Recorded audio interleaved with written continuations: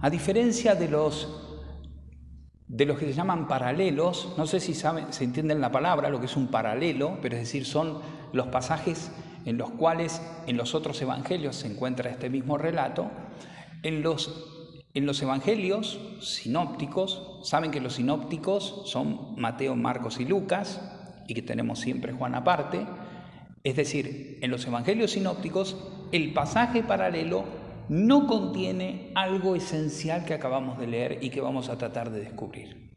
Sí tenemos la escena y por todos es conocida, pero Juan ya sabe que sus oyentes, sus lectores, la gente entre la cual él predicó y anunció el Evangelio de Jesús, ya sabe que calmó la tempestad, ya sabe que caminó sobre el agua. Pero quiere convidar algo más.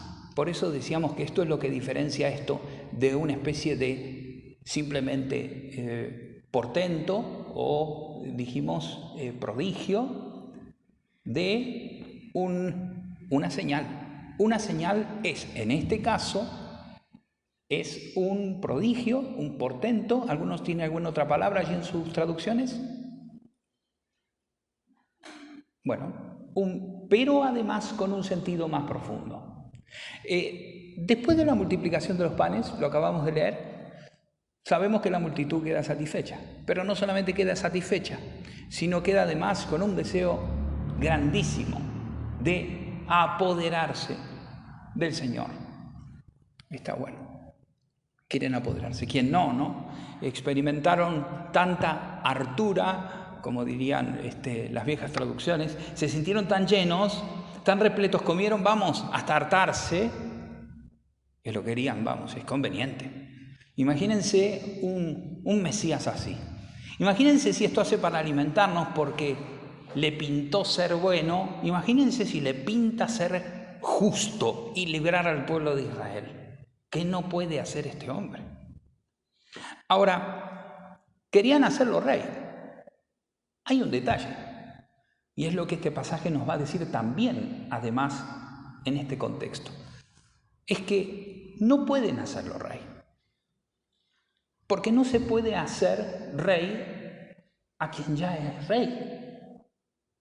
Y no se puede hacer rey si no se tiene potestad de nombrar un rey. Es decir, la gente no puede hacer rey al Señor Jesús, porque el Señor Jesús es el Hijo de Dios, es el Señor, es Jehová, es Yahvé, es el Eterno, y tiene a su Padre en el cielo, que lo ha enviado para que manifieste no solamente el rostro del Padre, sino para que manifestándose a Él mismo, pueda manifestarle la propia identidad a los demás. Ahora, además, vamos a ir enseguidita a una pista que nos dice claramente en el pasaje, se habrán dado cuenta ya en la primera lectura, de donde tenemos la declaración, la autoproclamación del Señor Jesús como igual al Padre, como tenemos allí en Juan 10:30, el Padre y yo somos una y la misma cosa, dice. Pero ya tenemos todos estos adelantos en una serie que vimos el año pasado, ¿se acuerdan? ¿De qué era la serie? Los yo soy. Acá lo tenemos limpito, clarísimo. Yo soy. No van a encontrar esta frase en los sinópticos, en los otros. En los paralelos no la van a encontrar. Van a encontrar sí el gesto, por supuesto el gesto profético del Señor, pero no van a reparar los otros evangelistas tanto en esta declaración en obra y palabra, en existencia entera del Señor Jesús, que viene hacia ellos en que Él es aquel yo soy el que soy. Él es el que es. Por eso me gusta la palabra yo soy el eterno, así como le dicen actualmente en las traducciones oficiales los judíos. Ya no le dicen más de otra manera. Antes les decían Hashem, Adonai. Hoy las traducciones de Tel Aviv lo llaman el eterno, que de alguna manera está muy vinculado a este de yo soy el que soy, porque en hebreo se entiende que yo soy el que soy, yo soy el que era y yo soy el que seré. O sea, yo soy el que soy todo el tiempo. O sea, yo soy. Y no solamente yo soy y yo existo, sino que yo soy fuente de existencia y de vida para todos.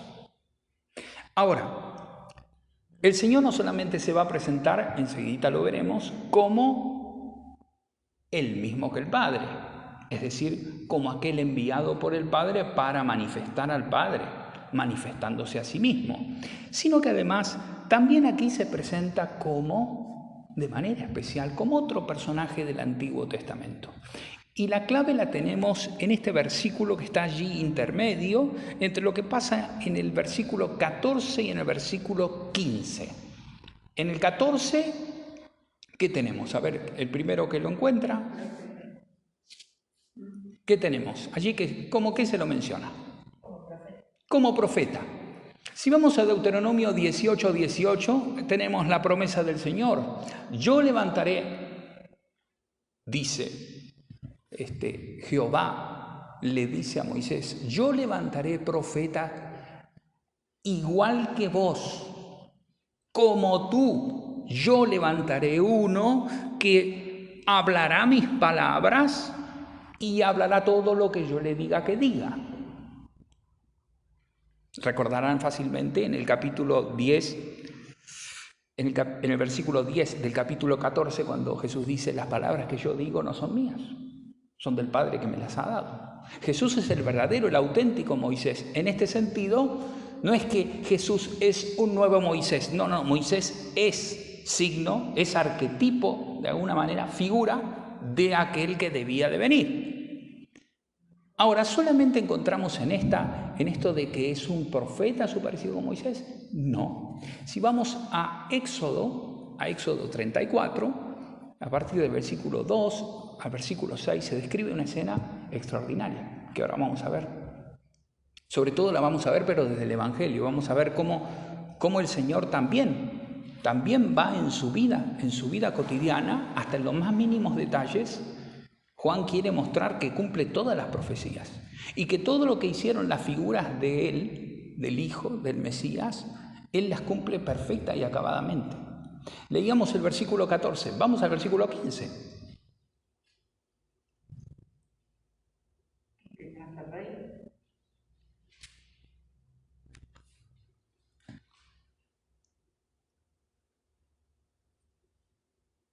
¿Lo terminamos ya ese? Vamos al 16.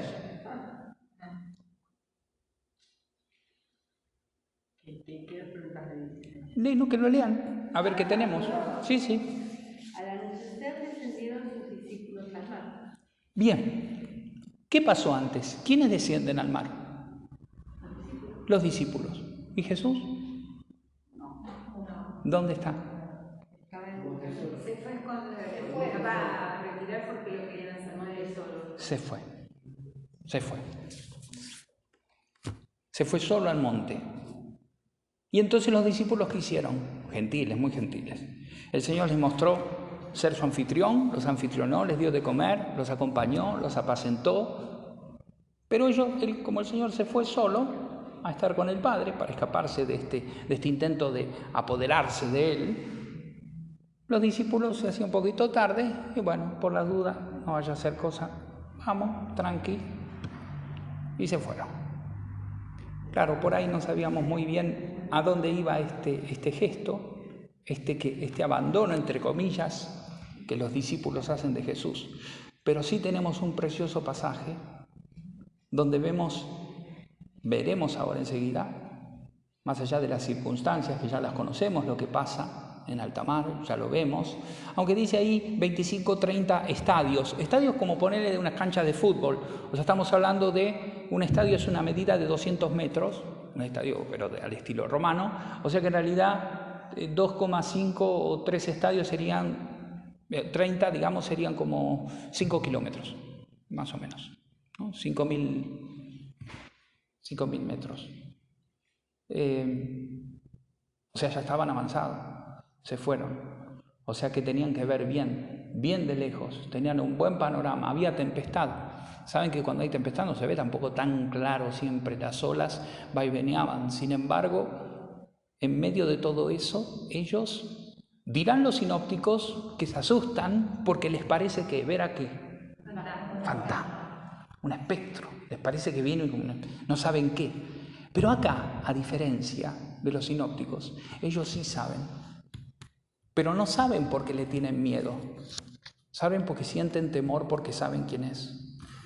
Ya vamos a ver bien cómo. Pero hay otra persona que desciende de un monte después de haber estado sola y que se proclama o que proclama o que hace que el Señor Jehová aparezca y se proclame como Jehová, Jehová.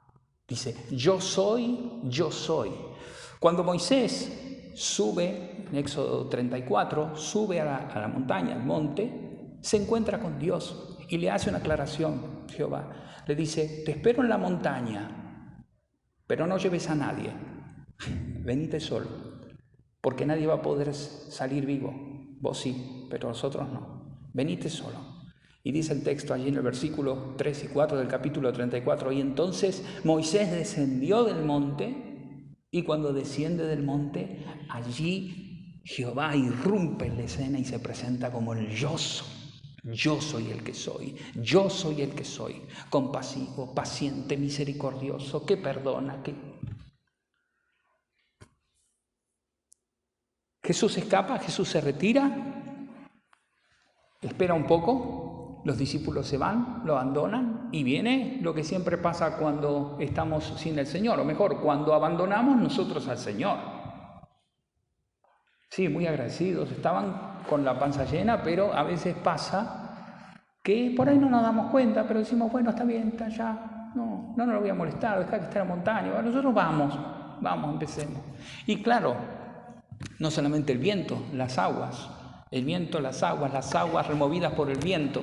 Es imposible explotar todos los símbolos, pero se los puedo decir por si alguno quiere tomar nota.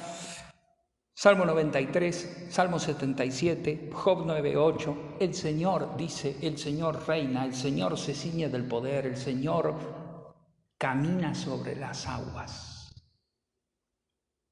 ¿Les resulta?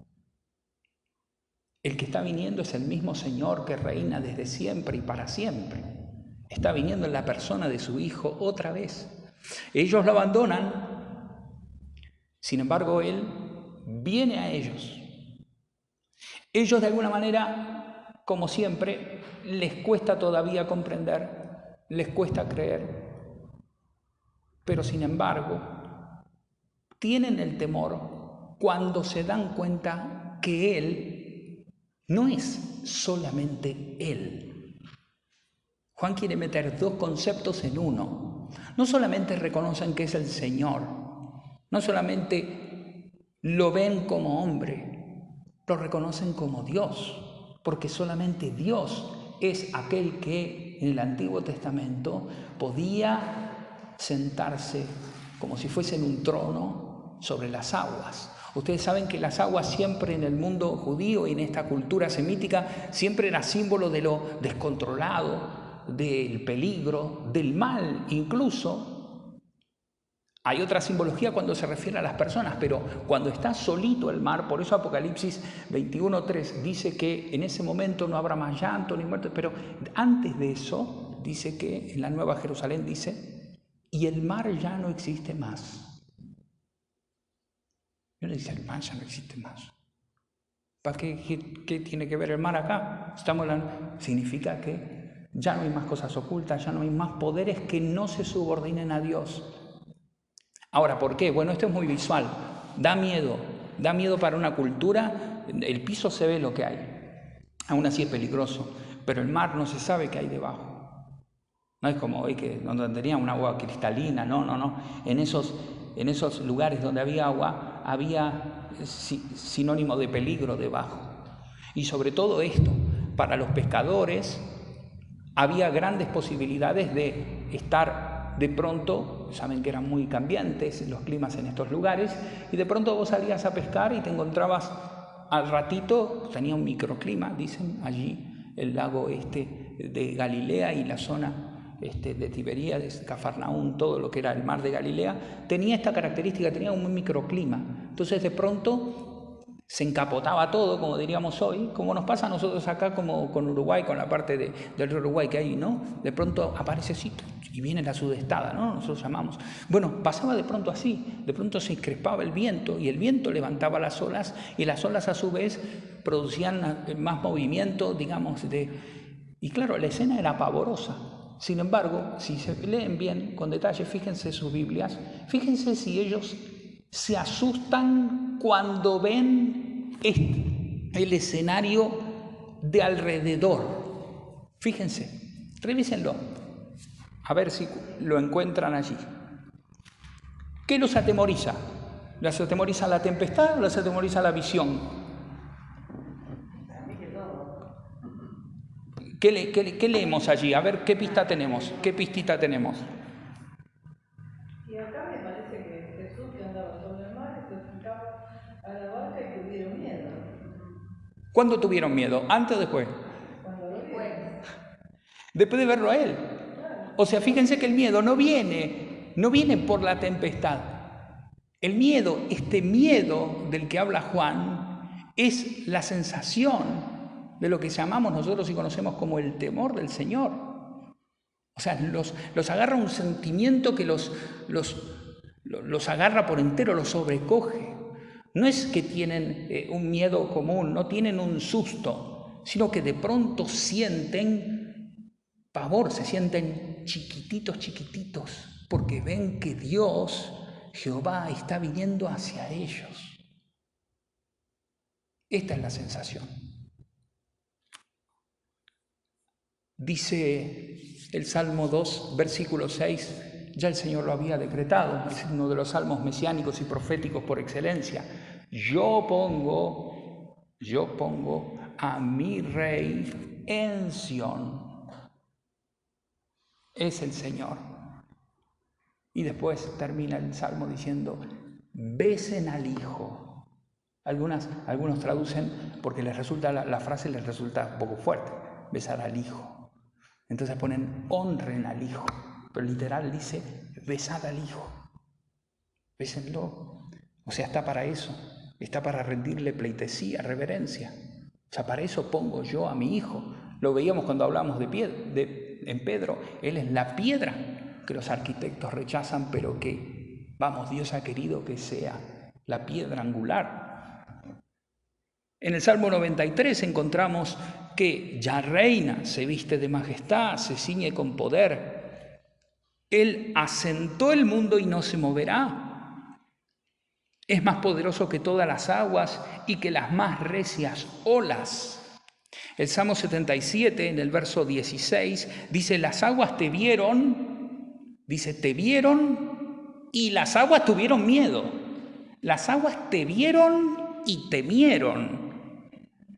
Salmo 77, versículo 16 y 19. Las aguas te vieron y temieron.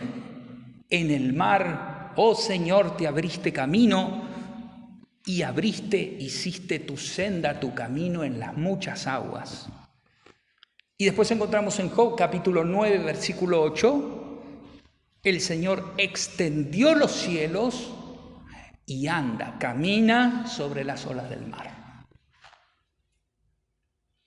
Todo esto y más que no puedo, porque abrumarían las citas, pero todo esto está queriendo decir Juan solamente en 5 versículos.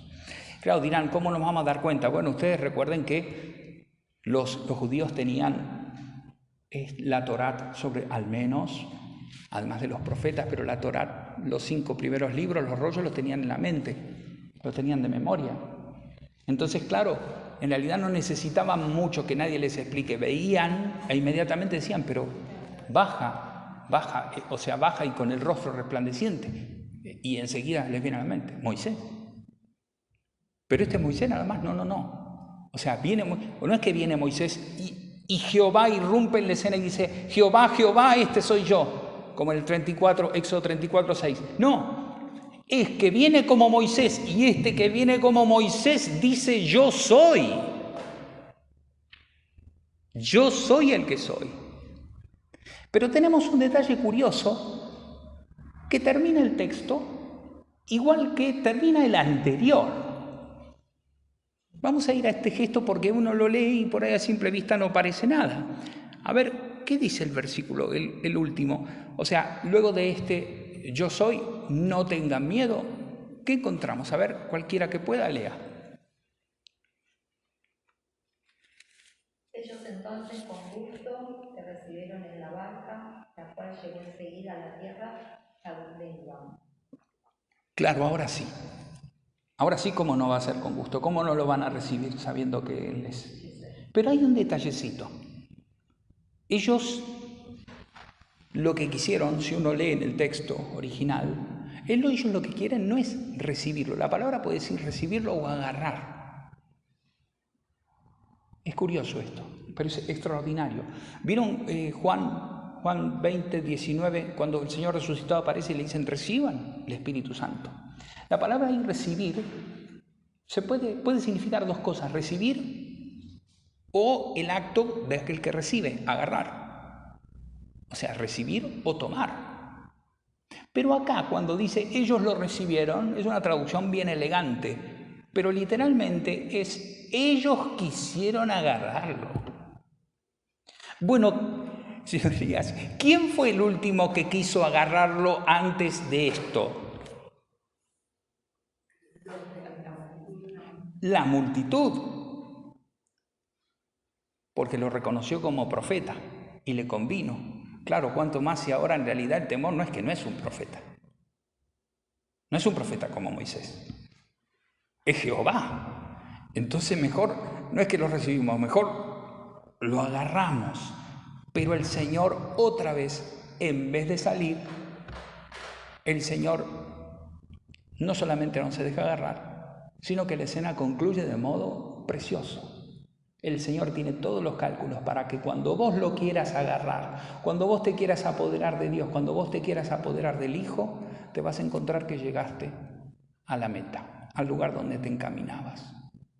Posiblemente sea este viaje, el viaje de toda nuestra vida, y cuando lleguemos al final y queramos o creamos que ya lo conocemos, que ya le respetamos, ya le creemos, lo que Él dice, como Él dice, porque Él lo dice, y a Él que lo dice siendo quien dice que es decir, el Hijo de Dios, posiblemente ya hayamos llegado al lugar donde nos encontrábamos, que es simplemente la otra parte.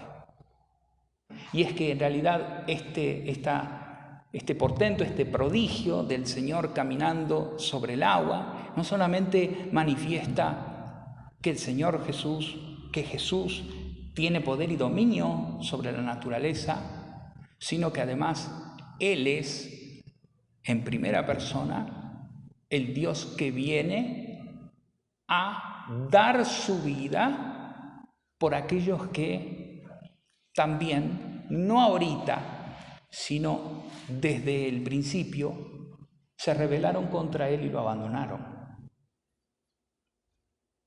Porque acá está el milagro. Dios todo el tiempo sale en busca del hombre. Dios con nosotros, Jesús, viene a salvar, lo decía el hermano ayer, Dios vino a buscar y a salvar lo que estaba perdido. Y lo que estaba perdido somos nosotros. Estamos perdidos siempre. Ahora la pregunta es, ¿podemos perdernos más si elegimos, en vez de nutrirnos de una imagen de Dios que esté en la Biblia, dejarnos guiar por lo que leamos en libros, en manuales de teología, o por lo que nos digan en alguna religión, o por youtuber, o por predicadores, pastores, curas, etcétera, o incluso por nosotros mismos?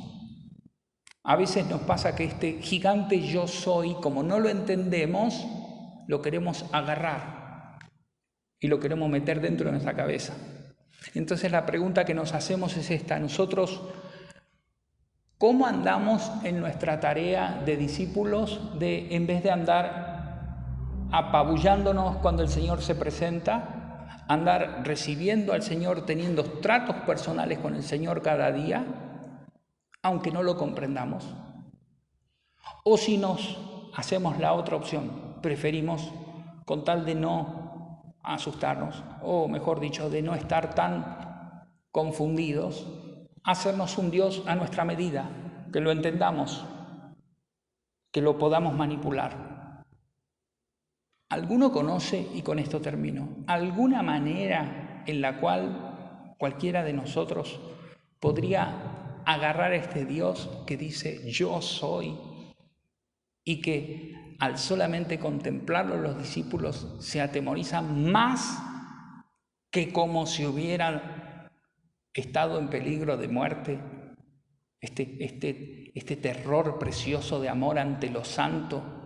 ¿Alguien, por casualidad, tiene momentos en los cuales se ve más inclinado a un Dios más, como más chiquito, más simple, más comprensible, más entendible, menos exigente, más a mi medida? ¿De qué manera puedo hacerme un Dios a mi medida? Esa es la pregunta. ¿De qué manera puedo yo? La multitud lo quería agarrar para hacerlo rey, pero él lo dijo en el capítulo anterior, capítulo 5, verso 41. Yo honra, gloria de hombre no recibo. O sea, yo no voy a aceptar que ustedes me vengan a querer hacer rey a mí. Yo sé quién soy. ¿Se acuerdan ante Pilato? Yo soy rey, para eso he venido. Lo sabe de principio a fin. No necesita que lo quieran hacer rey. Y acá lo tenemos de vuelta. Ellos quieren apoderarse también los mismos suyos. ¿De qué manera podemos apoderarnos nosotros o querer intentar apoderarnos de Dios?